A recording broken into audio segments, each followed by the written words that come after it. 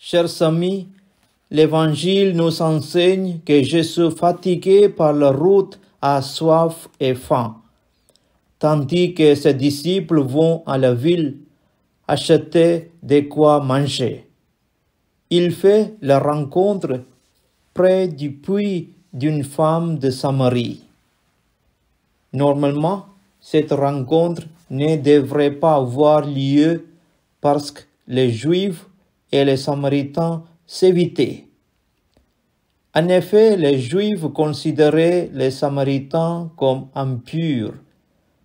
Par conséquent, tout bon Juif devrait éviter d'être souillé par la rencontre avec un Samaritain.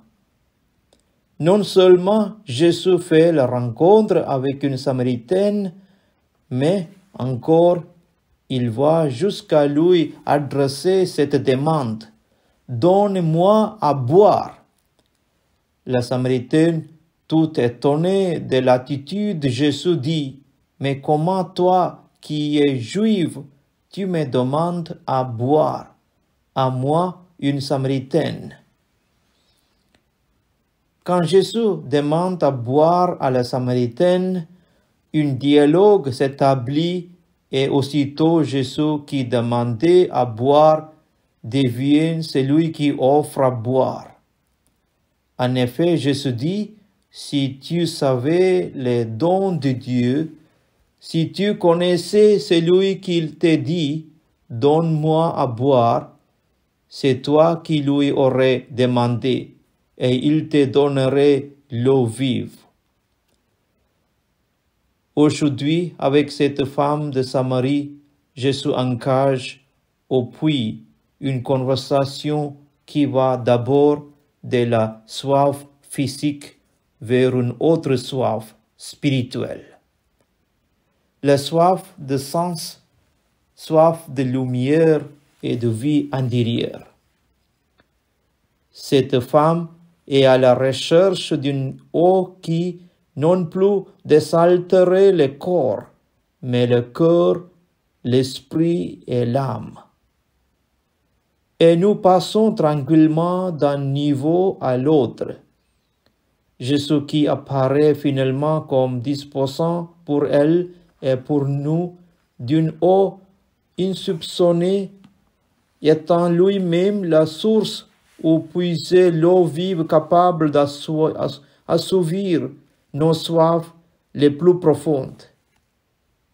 Jésus se révèle comme le pourvoyeur de cette eau vive qui est l'Esprit Saint qui désaltère le monde et lui donne de vivre d'une vie nouvelle. Cette scène d'évangile est encore et toujours d'actualité. Comme la Samaritaine, nous cherchons l'eau à travers nos travaux, nos corvées, notre vie mélangée, nos amitiés, nos soucis quotidiens. Nous cherchons un sens, une inspiration, une source capable de soutenir notre marche dans la vie. Et le Christ vient à nous mystérieusement. Il nous attend au puits au milieu du jour.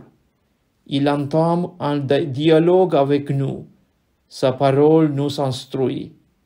Ce peut être dans nos contacts impromptus avec quelqu'un, un hasard d'une lecture, un fil d'une réflexion, dans notre prière. Le Seigneur nous rappelle alors ce que nous avons fait, ce que nous avons sur le cœur, non pas pour une charge ajoutée, une accusation, une condamnation, mais pour un éveil, une prise de conscience. Il nous redonne à nous-mêmes dans la lumière et la liberté. Il nous remet sur pied pour une remontée, pour un témoignage salutaire. Ce qui se passe alors avec nous, comme pour autrefois la Samaritaine, c'est un signal d'espérance. Notre attention, notre écoute, notre réponse, notre engagement font de nous d'authentiques passeurs de l'Évangile. Puissions-nous, comme la Samaritaine, nous prêter au dialogue avec le Christ au milieu de ces carèmes, pour lui permettre de nous abreuver d'une eau qui renouvelle en nous la vie, la foi, l'amour. Gloire au Père, et au Fils, et au Saint-Esprit, comme il était au commencement, maintenant et toujours, pour les siècles des siècles. Amen.